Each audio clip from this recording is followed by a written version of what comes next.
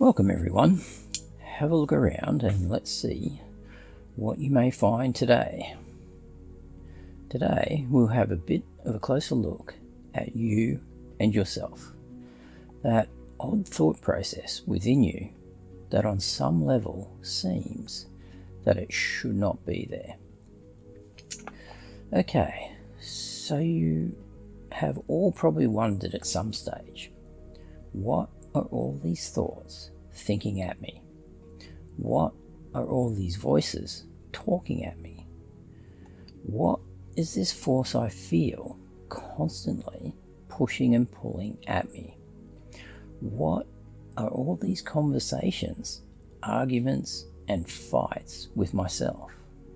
What is all this just accepting or ignoring of myself? What is all the self-sabotage and self-loathing and hate of myself? What is this side of me? Well, the person asking those questions is you, the true thinking you. And the side of you are asking about is yourself. Yourself will seem like it is you, or it is a part of you just cannot get rid of. Yourself seems like someone else in you, someone else constantly trying to think for you. So where did yourself come from? Yourself came from you, where yourself is not you, but yourself is a part of you. Yourself is an attachment of you. Yourself is an attachment to you. Yourself is a side of you. Yourself is a side to you. So how did I form this attachment of me?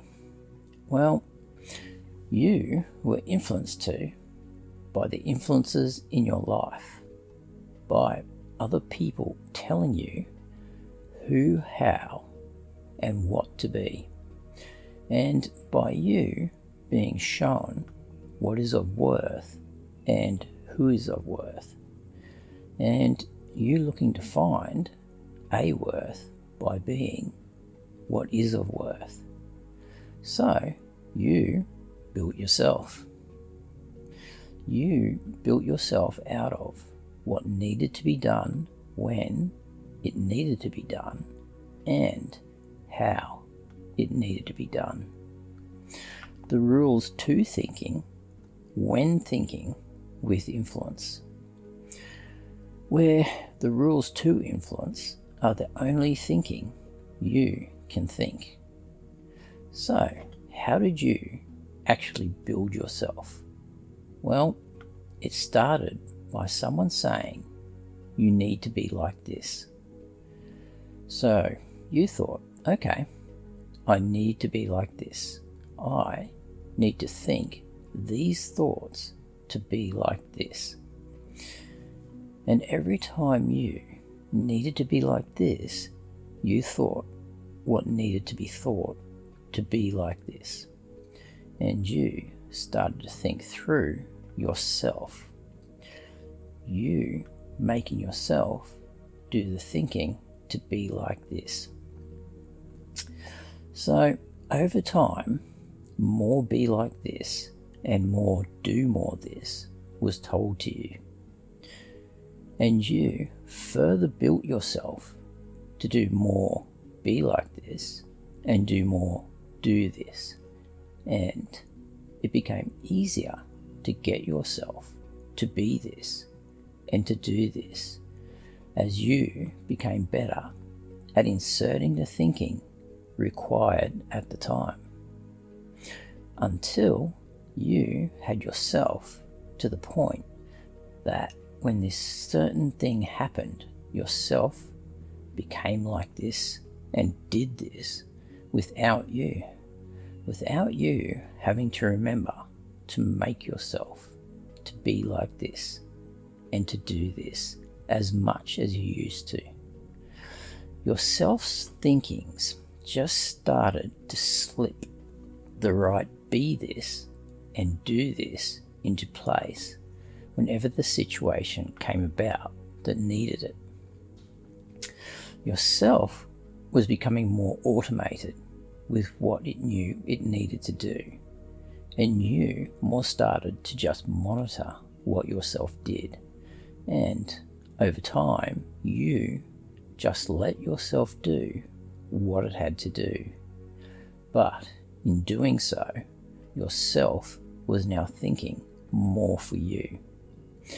And anytime you tried to think to do something that yourself was not shown to insert, yourself fought the thought of you. Yourself began to force its thinkings over the top of you. Yourself's programmed thinkings that it had been programmed to think by you for every situation had no leeway for you thinking to be involved. You set yourself specifically to think a certain way with certain things when they happened, and all yourself knows is that specific thinking. Yourself eventually came to run everything and you, where yourself ran in the specific way of thinking you set, leaving you with yourself locked into a way of thinking that actively goes against you trying to think outside of the thinkings set for yourself to think. Now, you may be thinking, but if I programmed it, why can't I just think new programming for it? Well, one of the big problems that happened while programming yourself to be this and to do this was an underlying protocol of rules to those rules of yourself that you were not fully aware of.